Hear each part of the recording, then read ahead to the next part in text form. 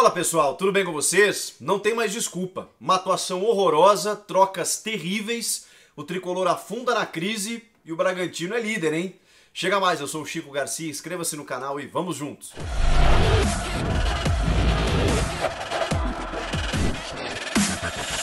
Confesso que eu preciso entender até onde entra a supervisão do técnico Hernan Crespo, que se recupera da Covid-19 e que comunicou a todos na sexta-feira através da sua rede social que voltaria ao trabalho nesta segunda-feira. Até onde entra a supervisão dele e a autonomia do Juan Branda para fazer algumas escolhas, seja na escalação ou nas substituições. Penso eu que o Crespo participa de tudo. Então a gente precisa acreditar à comissão técnica esse mau momento do time, especialmente essas trocas e essas escolhas ocorridas no jogo contra o Bragantino. Tem a responsabilidade dos atletas, e eu vou falar muito sobre isso, óbvio que tem, mas a comissão técnica precisa favorecer esse coletivo, que não consegue vencer um jogo no Campeonato Brasileiro. Gente, é preocupante. A gente já passou daquela fase de que é começo ainda, o São Paulo ainda vai se encontrar, é a ressaca do título paulista, tem desfalques, desgaste físico, acabou, né?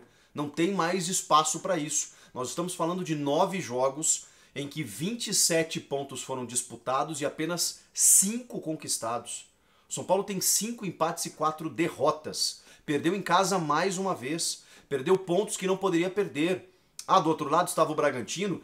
E o problema não é necessariamente essa derrota no Morumbi, porque a gente está falando de uma equipe que atropela todo mundo, que venceu o Flamengo no Maracanã, que venceu o Corinthians na Arena Corinthians, que venceu todo mundo pela frente, não à toa é o líder do campeonato. Então vencer o São Paulo no Morumbi, você colocaria dentro de um contexto de uma derrota aceitável. O problema é o contexto, é o combo, e é a resposta de que esses jogadores, aqueles mais badalados que retornavam, deveriam dar e não estão dando. Quando você entende, e eu até nem culpo muito ele, porque eu ainda acho que individualmente ele vai muito bem, que é o Benítez, mas você tem o Benítez de volta, o Daniel Alves, que esse sim, esse está devendo. Não sei se é a volta de lesão, não sei se está com a cabeça na Olimpíada, não sei se é o dinheiro que o São Paulo deve para ele, não sei o que está acontecendo. No jogo passado, o jogo no meio campo, mas nesse não, atuou na lateral direita, onde ele rende muito, onde o time rendeu muito durante o estadual. E aí ele volta para sua posição de origem e mais uma vez não joga absolutamente nada. O Miranda, que é o que dá a sustentação defensiva para o São Paulo, sai no primeiro tempo, no intervalo.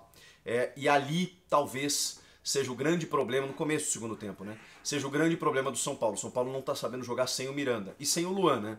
O Luan também é outro jogador que quando esteve fora fez muita falta. Mas assim, não pode, né, gente? Não pode o São Paulo chegar num ponto em que você não consiga mais ver horizonte, mesmo com esse elenco que pode ter problemas, você pode não considerar ele tão forte, mas não é para estar nessa situação. Então o que está acontecendo? Tem escolhas do técnico, tem más atuações dos jogadores e tem uma necessidade desses caras entenderem o que está acontecendo. Me parece que o São Paulo ainda não acordou, ainda não entendeu o drama que vive. Entra na zona do rebaixamento e clube grande, ainda mais desacostumado a esse tipo de situação, como é o caso do São Paulo, não sabe lidar muito bem com isso. Porque ignora o grande problema do clube grande quando ele entra na zona do rebaixamento, que é uma zona espinhosa para o clube grande, que ele não está acostumado, ele costuma ignorar a situação.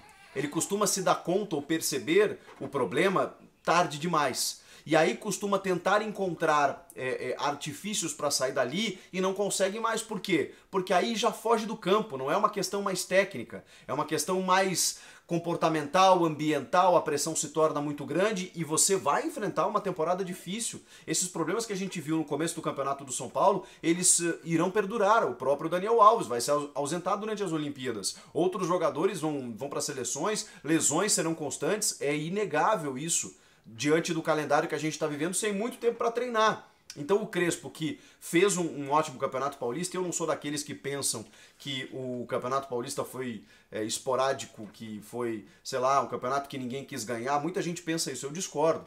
Eu acho que o São Paulo estava jogando bem, ele focou no Campeonato Paulista, conseguiu ganhar um título, era necessário pela fila que o São Paulo enfrentava, só que depois disso, cara... E aí vem um contexto que a gente consegue explicar nos primeiros jogos, dos desfalques e tudo mais, acabou. Acabou, não tem mais. Não tem mais subterfúgio. Não tem mais justificativa para o que está acontecendo no São Paulo. Então, essa rapaziada vai ter que acordar, porque muita gente compara com o Grêmio, que também está numa crise terrível. O Grêmio tem ainda alguns jogos a menos, então a situação do São Paulo me parece mais complicada. Ou igualmente, né? Juntamente com a do Grêmio, que são dois clubes que decepcionam demais nesse início do campeonato, mas não é só decepção, é preocupação para saber aonde esses caras vão poder chegar. Claro que o São Paulo perdeu para uma grande equipe. O Bragantino não é líder por à toa, não é uma aventura, é planejamento. Você vê um coletivo consistente, um trabalho magnífico do Maurício Barbieri, você vê jogadores altamente qualificados, tem um elenco interessante, contratações de jovens como o do Praxedes, que estreou como titular, e esse jogador vai ter um nível muito superior ainda do que a gente está vendo. Mas tem o Arthur, que já é uma realidade, o Claudinho nem se fala, craque do Brasileirão do ano passado, seleção olímpica. O próprio Ítalo, que é um cara mais experiente, que faz os seus golzinhos. Isso que o time estava sem o Léo Ortiz, que está na seleção brasileira principal. E mesmo assim, um time muito consistente que não se abateu com o resultado negativo no primeiro tempo. São Paulo abre o placar, o Bragantino vai lá e vira o jogo, como fez contra o Flamengo, como fez contra o Corinthians. É assim, o Bragantino não se assusta jogando fora de casa, jogando em casa, eles mantêm a mesma postura e o mesmo nível até o final. Só que vamos combinar que o Juan Branda deu uma valorizada, né? Deu uma colaborada, porque tirar o Reinaldo para colocar o Vitor Bueno, tem algumas coisas no São Paulo, cara, que elas não são mais permitidas. Como você colocar o Vitor Bueno como solução? Não dá, cara, não dá, não tem mais condições. Todo mundo já sabe disso. O Pablo tá em uma fase. Não vai resolver o teu problema, mas tirar um lateral esquerdo, puxar o Léo da defesa para lateral, para colocar o Vitor Bueno, quando o jogo estava empatado, porque assim que sai o Miranda, o São Paulo imediatamente toma um gol, porque a defesa é completamente desorganizada, o Alejandro chega na área, o Bruno Alves tá segurando o Alejandro, daqui a pouco ele vai no outro cara, quando ele vê o Alejandro passou, vem cá. Não tem uma marcação por zona, o homem a homem, qual é a marcação na bola aérea defensiva do São Paulo? A gente não sabe, né? E a gente precisa entender qual é. Aliás, os jogadores precisam entender qual é.